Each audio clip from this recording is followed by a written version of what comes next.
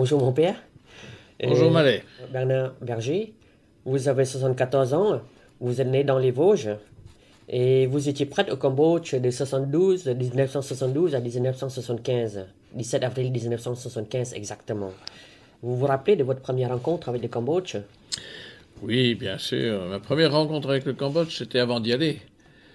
Quand un beau jour, ayant proposé mes services pour l'église d'Extrême-Orient, on m'a dit, bah, il y a une possibilité de partir au Cambodge. Alors D'accord, je savais où était le Cambodge parce que j'avais été à l'école avec un prêtre cambodgien. Donc d'accord, je connaissais un peu le cambodgien, le Cambodge.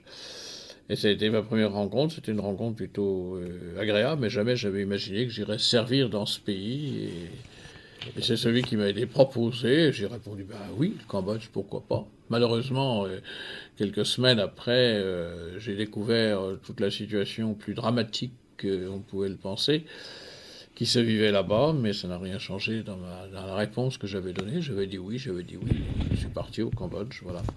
En 72, je suis arrivé le jour où le pont de Shui Changwa a explosé. C'était mon premier contact direct avec le Cambodge, c'est le pont de Shui Changwa n'existait plus.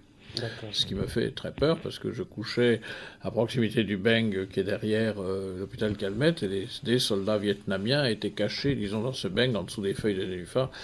Et toute la nuit, on a tiré à coups de mitrailleuse dans ce Beng et c'est comme ça que j'ai découvert le Cambodge. Voilà. d'accord, d'accord. Euh, le 17 avril 1975, vous avez assisté à l'arrivée des Khmers rouges à Phnom Penh, la capitale du Cambodge. Oui. Réfugié dans l'enceinte de l'ambassade de France, vous avez créé l'accueil cambodgien. Pouvez-vous raconter ces moments? Oui, c'est un peu long, sans doute, mais enfin, dans la nuit du 16 au 17 avril, je n'étais pas réfugié à l'ambassade, mais j'avais contribué avec la Croix-Rouge à créer à l'hôtel Royal une zone blanche que les Khmers rouges ont refusée à la demande du roi Sihanouk qui a dit c'est trop tard pour demander une zone blanche.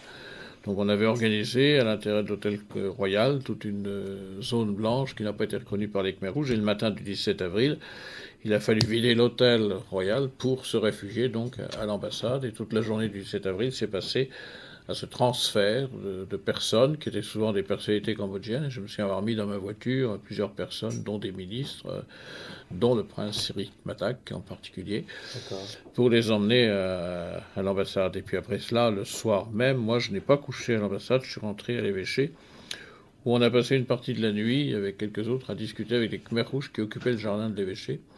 D'accord. Et c'est seulement le vendredi, vers midi, que j'ai rejoint l'ambassade, n'ayant pas d'autres possibilités. D'accord. Euh, vous pouvez raconter un peu plus les événements qui s'enchaînaient dans l'enceinte même de l'ambassade? Les événements qui s'enchaînaient, oui, je ne suis pas arrivé parmi les premiers à l'ambassade, donc je n'ai pas vu les premières entrées de centaines de personnes.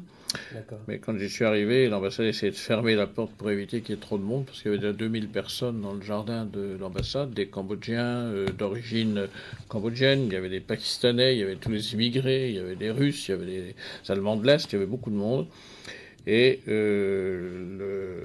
les responsables Khmer Rouge commençaient à dire qu'est-ce que c'est que cet ensemble d'Américains, ils nous prenaient pour tous pour des Américains, qu'est-ce que sont ces Américains qui se réfugient dans les jardins de l'ambassade. Donc ils commençaient déjà à D'accord. être un peu critiques. D'accord. Et quand je suis arrivé là, eh bien, j'ai été comme tout le monde dehors pendant une première nuit au milieu des moustiques. C'était au mois d'avril, commençait à faire chaud, il y avait des orages, donc il y avait beaucoup de moustiques dans le jardin. Beaucoup d'enfants dormaient là sans moustiquaire, et c'était un peu une situation difficile. Et j'ai été demandé au consul si on ne pouvait pas avoir des bureaux de l'ambassade pour faire héberger les enfants qui seraient un peu plus à l'abri des moustiques, puisque par chance il y avait de l'électricité à l'ambassade, on se demande pourquoi alors que les jours d'avant il n'y en avait pas. Et D'accord. le consul a prêté un des bureaux du consulat.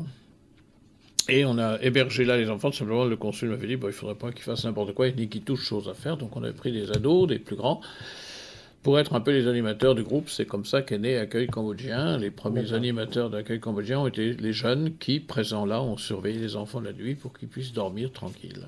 D'accord. D'accord. Et c'est comme ça qu'on a créé Accueil Cambodgien à l'ambassade pendant ces jours-là.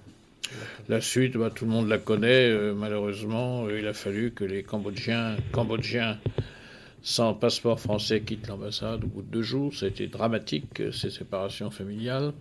Ça a été ensuite le départ des Khmerleux, cette ethnie du nord du pays qui, avec le général Ibn Sour, a dû quitter l'ambassade et ils ont tous été emmenés dans un stade voisin et leur fin était certainement très, très dramatique. Oui. Et ça, cette situation va durer à peu près 3 semaines avant qu'un premier voyage, un premier groupe soit ramené par camion à travers la forêt, disons, pour éviter de rencontrer la population. Un premier groupe est parti, a mis 3-4 jours pour arriver en Thaïlande, et moi j'ai fait partie du dernier groupe qui a quitté l'ambassade le 6 ou 7 mai, je ne me souviens plus exactement du jour. Et nous, on n'a mis que 2 jours pour arriver à la frontière, après avoir couché à Kompong Chnang et puis Battambang à l'aéroport.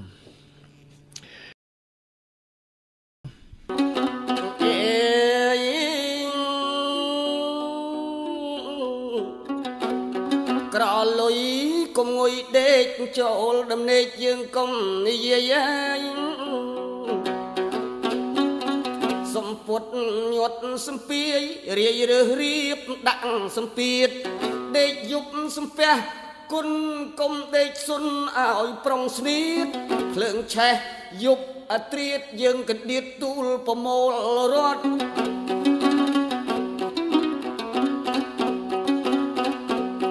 luôn riết crom miết prang phơi cần trắc ban ảo sum pot tôm rom nâng phượng rồi luốt dương sliệt cung cốt sọc mà kê